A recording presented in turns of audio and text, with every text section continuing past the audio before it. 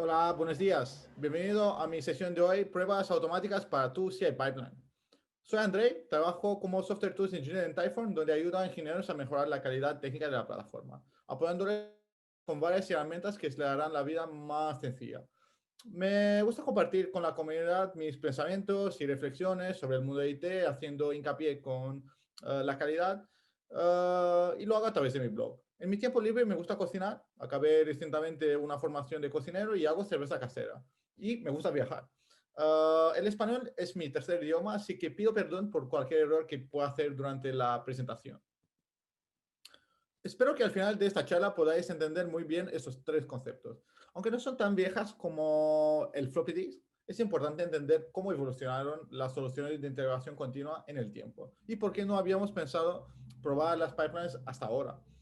Sé que nos puede dar miedo, pero no deberían. Somos ingenieros y tenemos superpoderes. Ya veréis que no es nada nuevo y es bastante fácil. ¿Os suenan las Olimpiadas de Barcelona del 92? Pues en ese mismo año, algunos ingenieros mencionaron por primera vez la posibilidad de trabajar con un concepto súper nuevo para que integración continua. Quizás no soy la mejor persona para contaros toda la historia de las herramientas de CI/CD, o por lo menos de momento, pero creo que nos podemos poner de acuerdo que todo empezó con un script y luego con una serie de scripts. Los scripts nos ayudaban a compilar, ejecutar la aplicación, cubrir pruebas automáticas o poner el software en algún sitio que esté disponible para todo el mundo. Al buscar esta imagen y la anterior, me he dado cuenta que es bastante difícil encontrar cosas muy viejas en nuestros buscadores web. Esta es la captura de pantalla más vieja que pude encontrar en Cruise Control, una de las primeras herramientas de CI que aparecieron. Por los años 2000, las herramientas de CI/CD empezaron a ganar mucha popularidad. Y todas las herramientas anteriores, tipo Cruise Control, ayudaron a crear la primera generación de herramientas de CI que podemos reconocer todos hoy en día. Posiblemente algunos de nosotros las utilizamos todavía en nuestros proyectos, ¿no? Estas herramientas eran revolucionarias y en la continuación vamos a ver las características principales de esta generación. La idea detrás de esto era que podríamos crear una serie de jobs que hacían diferentes cosas como, por ejemplo, compilar, probar, desplegar. Y estos jobs deberían encadenarse para crear una CI/CD pipeline. Estas herramientas serán extensibles, ofreciendo la posibilidad de crear plugins que nos ayudarían a mejorar nuestra experiencia con varias integraciones. Por ejemplo, el famoso plugin de Chuck Norris que apareció cuando Chuck Norris empezó a hacer un meme en Internet. Se enfadaba cuando el Vive estaba en rojo. Pues nadie quería enfadar a Chuck Norris, ¿no? La manera de trabajar era configurar todo desde una interfaz visual que era súper fácil de hacer. Era fácil, pero también había mucho trabajo de copiar y pegar. Por ejemplo, desarrollabas el script en tu local y si te funcionaba, pues se puede pegar en Jenkins, y quizá a veces no funcionaba. Un lío, digamos. Y no sé vosotros, pero yo en todos los proyectos donde usé herramientas de la primera generación acabamos con miles de jobs que siempre había que limpiar y poner en orden en algún momento.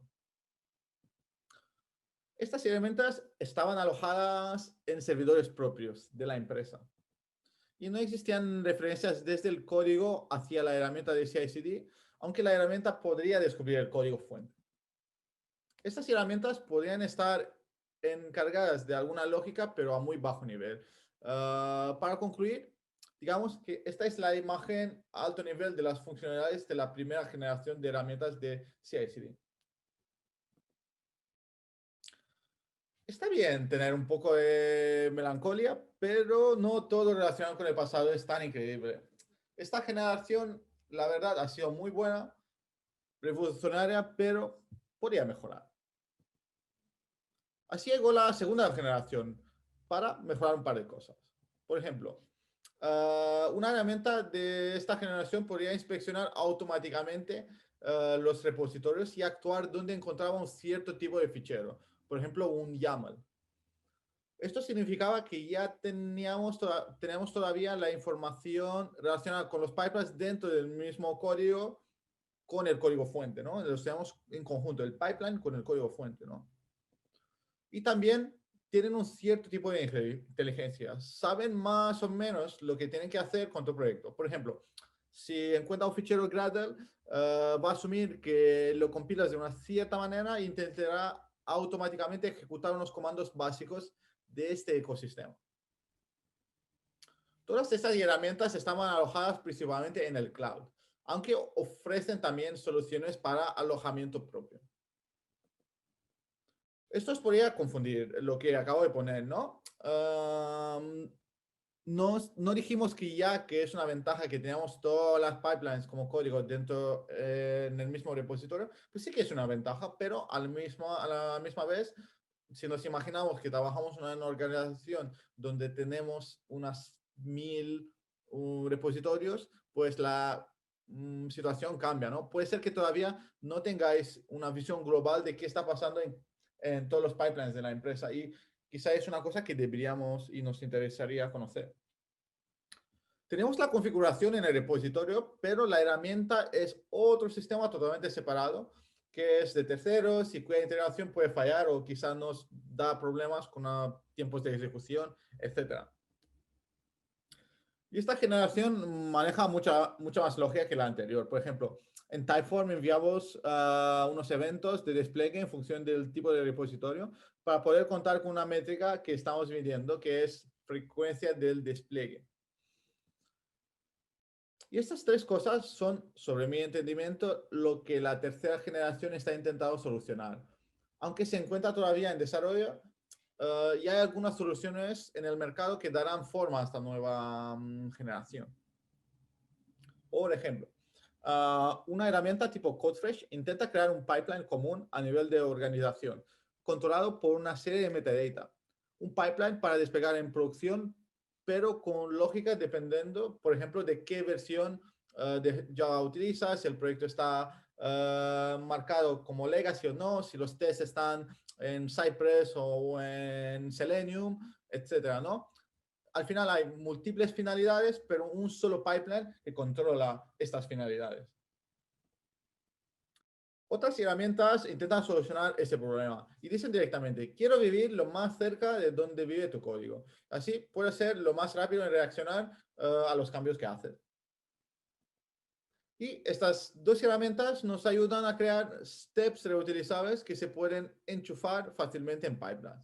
Estas son pequeños software que tienen alguna lógica para, por ejemplo, crear un ticket en Jira, enviar un SMS en algún momento del pipeline o subir unos ficheros con los reportes de test a un S3. Han creado también un mercado donde puedes encontrar esos steps muy fácil y te los coges y los enchufas en tu pipeline. Y la verdad que hay muchas guías para que tú mismo o tú misma puedas contribuir ahí y hacer tus steps si esto no lo puedes encontrar en el mercado. Pues, como podéis ver, la tercera generación es muy ambiciosa, intentando solucionar algunos problemas que teníamos con la primera generación incluso. Ahora mismo ya no juego tanto juegos de mesa como jugaba antes. Y seguramente os preguntáis, ¿por qué he puesto esto aquí? Pues porque para mí hacer pruebas es como una partida de Risk, donde hay que tomar muchos riesgos para, para ganar. Ah, y sí, no tenía mucho sentido probar el pipelines de las generaciones anteriores porque simplemente el riesgo asociado del fallo era muy bajo. Como simples operaciones secuenciales, seguro que estamos de acuerdo que eran bastante fáciles de arreglar si fallaban. ¿Y qué hace la tercera generación tan especial? Pues para explicar esto, vamos a ver un pipeline único y común para una organización. Tenemos definido, por ejemplo, un fichero YAML dentro de nuestro código fuente con algunos metadata que nuestro pipeline sabe leer. En realidad puede ser cualquier cosa. Yo puse aquí como ejemplo. Tenemos una web app escrita en JavaScript con React, tiene unas pruebas en WebDriver.io, su estrategia de la producción es un canary de 10% de incremento cada minuto. Pues cualquier cosa que la pongamos aquí, por ejemplo, la metamos en el pipeline y el pipeline sabrá cómo leer, ¿no? Esto se puede copiar y personalizar. Eso es solo un ejemplo. Siguiendo este mismo ejemplo, pues igual tenemos el segundo código fuente, pero está escrito en Angular y tiene las pruebas funcionales con Cypress si quiere otra estrategia de Canary, como podéis ver. Pues estos ficheros le piden al pipeline que hagan ciertas cosas y el pipeline lo hará. Entonces, esto significa que dentro del pipeline hay alguna lógica que sabe qué hacer en todos estos casos y tiene la habilidad de tomar decisiones muy básicas. Imaginaros, por ejemplo, que tenemos una nueva versión del pipeline y de esta nueva versión dependen esos códigos fuentes. ¿Hay algún riesgo de romper la compilación y el despliegue de estas dos ejecuciones, digamos? Sí, y no nos vamos a dar cuenta tan rápido como en la primera generación. Lo que nos puede ayudar aquí es probar. Pero las pipelines son sencillas. Solo necesitamos compilar, probar, desplegar. Nada más. Ya veréis, no veo ningún riesgo. Y tenéis mucha razón. Al final, esta es la imagen de la primera generación. Y tenéis razón. Pero las pipelines no son tan sencillas hoy en día. Son más complejas y tienen que tomar algunas decisiones. Por ejemplo, ¿qué nivel de pruebas ejecutar? ¿Solo unitarias o end-to-end también? ¿Todas las pruebas o solo el set mínimo de pruebas? ¿Hay algún tipo de evento importante en la empresa que me está bloqueando el deployment o lo está poniendo en pausa hasta que se acabe? ¿Hay algún ticket en Jira que tenemos que updatear con el estatus de los tests para que la gente de negocio pueda ver que esto funciona? ¿Es un análisis importante? Pues si lo es, enviamos un correo al equipo de soporte técnico para saberlo en caso de que la gente empiece a reportar problemas. O, por ejemplo, ¿qué tipo de software estamos desplegando? Pues para enviar diferentes eventos para incrementar una cierta métrica que nos interesa en ingeniería. Pues ya como veréis, todo esto es lógica. Y esto las organizaciones de hoy en día las tienen. ¿Y cuántos casos de pruebas tenemos en la combinación anterior? No tengo mi calculadora conmigo, pero os digo ya muchos. ¿Y hay algún riesgo en no probar esto? Pues obviamente sí. Ok, me has convencido. Haré pruebas unitarias. Las pruebas unitarias en ese sentido son imprescindibles. Las necesitáis y esto no es el punto principal de esta charla. Volvemos a este dibujo para explicaros una cosa y para entender lo que quiero decir. Por ejemplo, nos imaginamos que este pequeño trozo de código, ¿no? El no code freeze, es un paso externo desarrollado por otra organización que no hace pruebas unitarias y en general quizá no tiene los mejores procesos o cultura de calidad. Lanzan una versión 2 de ese software y a verla lo tiras para adelante porque todo el mundo de la organización ha visto que esto no está funcionando en versión 1 y no nos ha dado problema. Y ya, como ya lo empiezan a utilizar los demás. Pues alguien intenta desplegar, por ejemplo, decir, pues mi código está listo, quiero ir a producción, y boom, le falla. Y se ve que aparentemente todo el mundo intenta despegar en el mismo momento y tiene este problema. Y no es una situación muy guay para gestionar, ¿no? Bueno, hace unos meses estaba en una charla con Dan Garfield y estaba mencionando esto que me chocó un poco en su momento. Cuando la complejidad de la infraestructura crece, el impacto de probar antes baja. Es muy interesante, pero ¿cómo está esto relacionado con esta charla? Pues necesitamos una base muy fuerte de pruebas unitarias, pero no solo esto. Necesitamos unas pruebas a un más alto nivel, muy parecidas o igual a producción para probar un software. En nuestro caso, el software es el pipeline de CI/CD. Pero eso es imposible. ¿Cómo lo hacemos? Ya veréis que es bastante sencillo para hacer y no es nada nuevo para quizá algunos de vosotros. Creo que todos conocéis las pruebas de caja negra. El mismo concepto se aplica cuando probamos las pipelines a un nivel superior. Necesitamos de alguna manera pasar unas entradas, abstraernos de qué hay dentro y verificar las salidas. El mismo concepto se puede aplicar en CI pipelines. Para entrar ya en la parte práctica de esta presentación, vamos a mirar un ejemplo muy simple que hace unos meses desarrollé. Una step en GitHub Actions que se puede utilizar en cualquier pipeline. Entonces, eso se puede enchufar en cualquier pipeline que haya en GitHub. Este es un pequeño trozo de código que se conecta con un calendario y nos dice si en el momento de la ejecución hay algún evento o no desarrollándose. Sobre lo que tenemos que probar, sabemos lo que acabo de comentar y además que nuestras entradas son 3 variables, 2 son como unos tokens de Google APIs y uno es el ID del calendario de Google que hemos de verificar. Y la salida es un boolean que nos comenta si el calendario está ocupado. Y vamos a probar este escenario. Cuando el calendario no tiene ningún evento, el step de GitHub Action nos debería devolver falso. Y monté este escenario con Gherkin sobre cómo se puede ver. ¿Qué necesitamos para automatizar este escenario?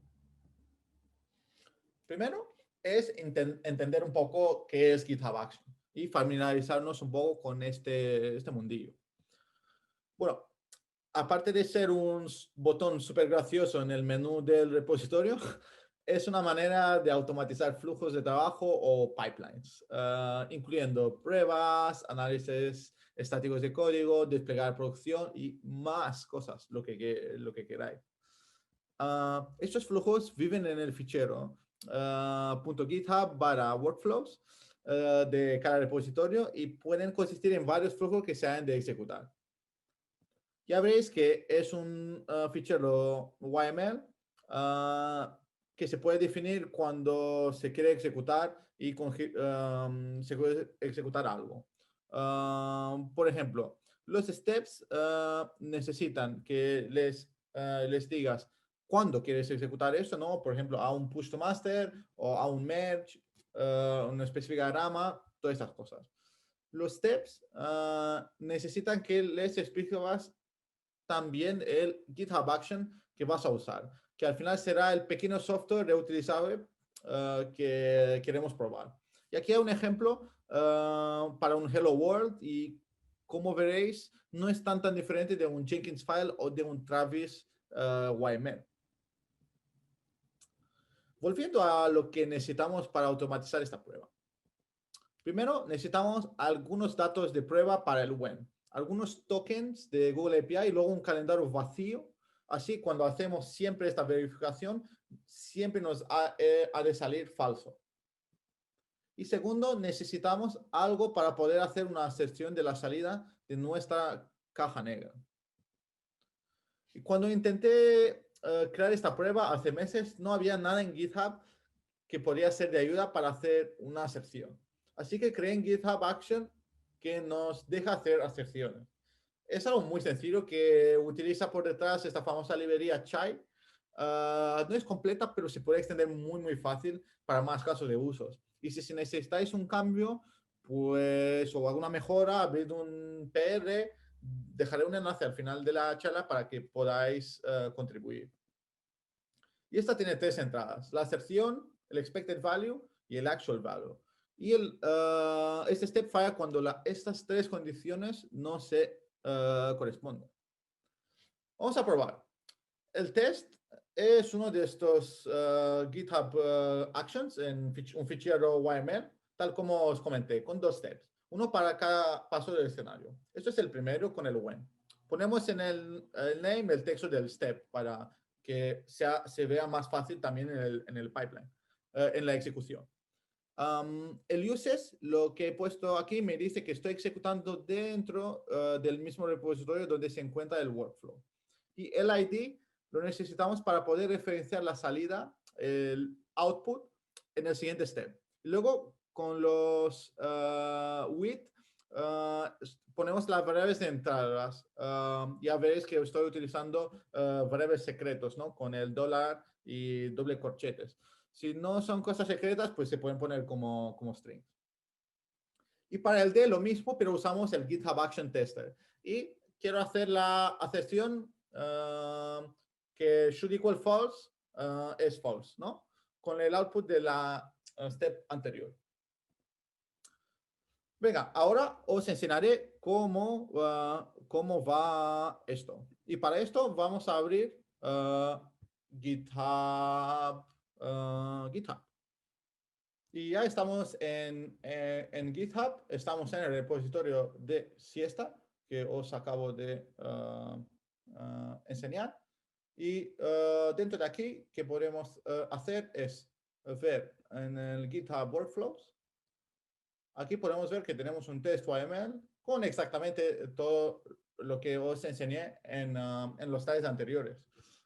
Tenemos Google Credentials, Google Token, Google Calendar ID. Tenemos algunas cosas opcionales que no incluyen el ejemplo anterior, por simplicidad.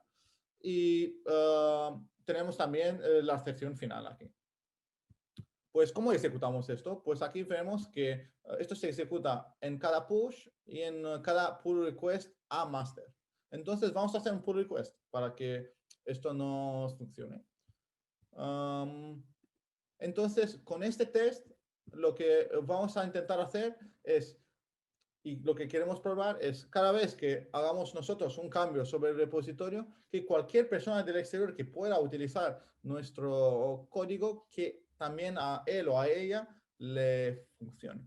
Y hacemos un cambio súper tontito que no nos hará que el test falle. Entonces, aquí creamos un pull request. Y como veis, ya en la ejecución se ha pedido que el Happy Path, este escenario, se está ejecutando. Ya está en progress. Y en nada ya veréis que se va a poner en verde. Es successful. Ha durado 5 segundos. Entonces, la potencia de esta herramienta de tercera generación es también la rapidez de dar este feedback. Y aquí podéis ver lo que ha pasado en nuestro escenario. Tenemos el when a calendar with no events is checked, nos dice que el calendario no está ocupado. Y luego dice, the calendar is not busy. Y aquí si abrimos esto, intenta hacer una aserción de should equal, espera falso, recibe falso del step anterior y nos dice test passed. Esto es lo que os quería enseñar sobre esto. Ahora volvamos a la presentación. Vale, ¿qué necesitamos para hacer que las organizaciones prueben más las pipelines de CI? Pues primero, mejorar la testabilidad. Una manera muy fácil es crear entradas y salidas para nuestros pipelines. Así los podemos controlar más fácilmente. Y sí, necesitamos un sitio donde poder hacer estas pruebas, preferiblemente un entorno que se pueda crear y destruir de forma muy sencilla. También es crear una conciencia en la comunidad de ingeniería. Y esto es un aspecto en cual todos deberíamos colaborar. Hay que crear más herramientas para esto. Y GAT es algo súper sencillo que nos puede usar solo con GitHub Actions. Para que pase esto con más plataformas, necesitamos una solución quizá un poquito más compleja.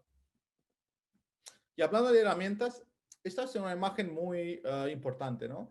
Hay un set de herramientas que os pueden ayudar a crear pipelines de mejor calidad. Así como podéis ver, la mayoría de todo están enfocadas en la sala de pipelines en local, ¿no? Que nos pueden hacer quizás algunas pruebas manuales, pero no automáticas.